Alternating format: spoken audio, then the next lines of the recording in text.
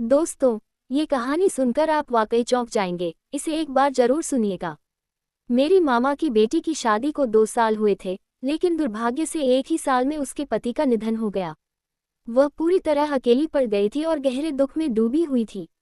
वह उस सदमे से बाहर नहीं निकल पा रही थी, इसलिए मेरी माँ उसे हमारे घर ले आई ताकि उसका मन बहल सके। मेरी मामा की बेटी बहुत सुंदर, आकर्षक और मिलनसार स्वभाव की थी।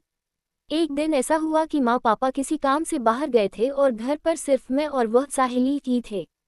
नोट: ये कहानी पूरी तरह से काल्पनिक है और केवल मनोरंजन के लिए बनाई गई है।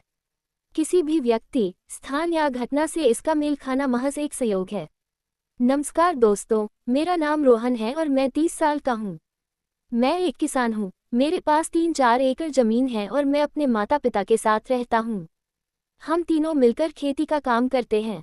हमारी जिंदगी सादी है पर दिल से जुड़ी है। लगभग 1 साल पहले मेरी मामा की बेटी साहिली के पति का अचानक निधन हो गया था। साहिली बहुत सुंदर है, लेकिन पति की मृत्यु के बाद वह एकदम टूट गई थी। उसे अकेलापन महसूस होता था।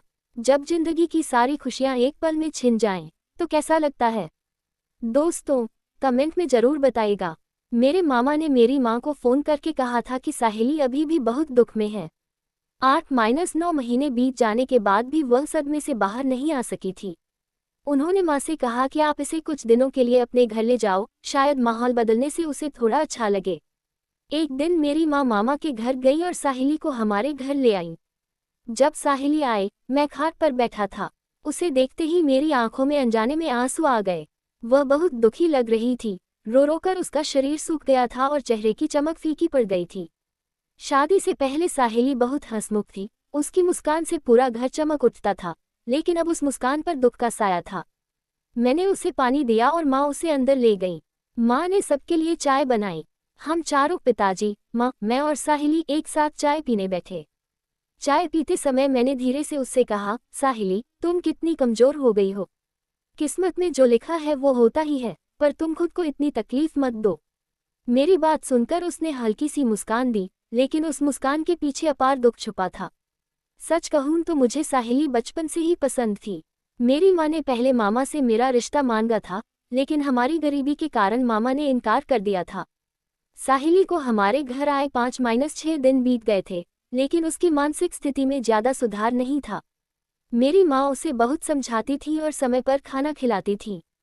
साहिली भी घर के कामों में हाथ बटाने लगी थी। कभी बर्तन धोती, कभी कपड़े साफ करती या खाना बनाने में मदद करती। जब माँ बाप खेत में चले जाते, तो घर में सिर्फ मैं और साहिली होते थे। मैं उससे बहुत प्यार से बातें करता ताकि उसका मन हल्का हो जाए। कभी वह टीवी देखती, तो कभी खिड़की के पास बैठकर ख्यालों में खो जाती। उसकी हर अदा मुझे बहुत पसंद थी। उसके दुख भरे चेहरे में भी एक मासूम चमक थी जो मुझे आकर्षित करती थी। धीरे धीरे वह दुख से बाहर आने लगी। मैं उसे बार बार कहता, साहिली, जिंदगी कभी रुकती नहीं। इस दुख से बाहर निकलो और नई शुरुआत करो। तुम्हारी पूरी जिंदगी आगे पड़ी है। उसका ध्यान भटकाने के लिए मैं उसे कभी खेत में घुमाने ले जाता, तो कभी फिल्म दिखाने या बाजार। इससे उसके चेहरे पर फिर से मुस्कान आने लगी। अब वह मुझसे खुलकर बातें करने लगी थी। हमारी नज़रें अक्सर टकराती थीं और उन नज़रों में बिना बोले ही कई भावनाएं छिपी होती थीं। 3 महीने बीत गए और साहिली अब पहले जैसी होने लगी थी। उसके चेहरे पर एक अलग ही चमक आ गई थी। एक दिन ऐसा हुआ कि पिताजी किसी काम से मामा के गांव गए थे। घर पर सिर्फ मैं और साहिली थे। मुझे खेत में गन्ने को पानी देना था, तो मैं सुबह ही चला गया। साहिली ने मेरे लिए टिफिन तैयार किया और दोपहर में वह खेत पर खाना लेकर आई। गर्मी का दिन था और खेत में आम के पेड़ पर ढेर सारे आम लगे थे। हम दोनों पेड़ के नीचे बैठे। साहिली एकटक आमों को देख रही थी। उसे आम खाने की इच्छा थी पर वह हिचकिचा रही थी। मैंने हंसते हुए पूछा, साहिली, आम खाने हैं? उसने शर्माते हुए सिर हिलाया। मैं तुरंत पेड़ पर चढ़ा और कच्ची कैरी तोड़ लाया।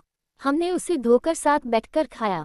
फिर हमने साथ में खाना खाया। उसे खुश देखकर मुझे बहुत आनंद मिला।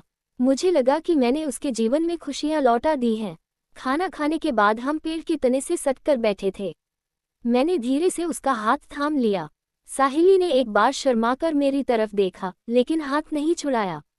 मेरी धड़कनें तेज हो गईं। मैंने कहा, साहिली, मुझे तुमसे कुछ कहना है। मैं तुमसे बहुत प्यार करता हूँ, तुम्हारी शादी से पहले से ही। पर कभी हिम्मत नहीं हुई कहने की। तुम्हारी शादी वाले दिन मुझे जो दुख हुआ उसे शब्दों में बयान नहीं किया जा सकता। ये सुनकर साहिली की आंखों में आंसू आ गए। वह बोली, तो तुमने यह बात पहले क्यों नहीं कही? मैंने कहा, क्योंकि तुम्हारे पापा हमारी गरीबी के कारण नहीं माने थे। साहिली ने भावुक होकर मुझे गले लगा लिया और रोते हुए बोली, तुम भी मुझे बहुत पसंद हो। तुम्हारी वजह से ही मैं इस दुख से बाहर आ पाई हूँ। अगर तुम न होते तो शायद मैं अपनी जिंदगी खत्म कर लेती। मैंने उसकी आंखों में देखकर पूछा, साहिली, क्या तुम मुझसे शादी करोगी? वह थोड़ा हिचकिचाए और बोली, पर मेरी तो पहले शादी हो चुकी है, ये तुम जानते हो। मैंने दृढ़ता से कहा, हाँ मुझे पता है, पर मेरा प्यार सच्चा है। मैं शादी करूंगा तो सिर्फ तुमसे। साहिली ने कुछ पल सोचा और फिर मुझे स्वीकार कर लिया। मुझे लगा जैसे मेरी दुनिया बदल गई है। अगले दिन जब माँ पापा आए तो मैंने हिम्मत करके उन्हें सब बताया। उनके चेहरे पर गुस्सा नहीं बल्कि खुशी थी। माँ ने कहा, मैंने तो पहले ही मामा से बात की थी, पर वो नहीं माने थे। हमें साहिली बहुत पसंद है। कुछ दिनों बाद मामा को घर बुलाया गया। जब उन्हें पूरी सच्चाई पता चली तो उन्हें अपनी पुरानी गलती पर पछतावा हुआ। उन्होंने शादी के लिए सहमति दे दी। जल्द ही साहिली और मेरी शादी धूमधाम से हो गई। आज मैं, साहिली और मेरे माता पिता सब साथ में खुशी खुशी रहते हैं।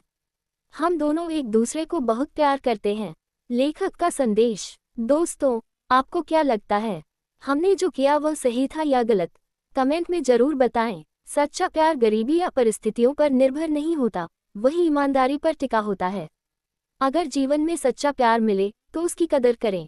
अगर आपको ये कहानी अच्छी लगी हो तो वीडियो या लेख को लाइक, शेयर और सब्सक्राइब जरूर करें। धन्यवाद।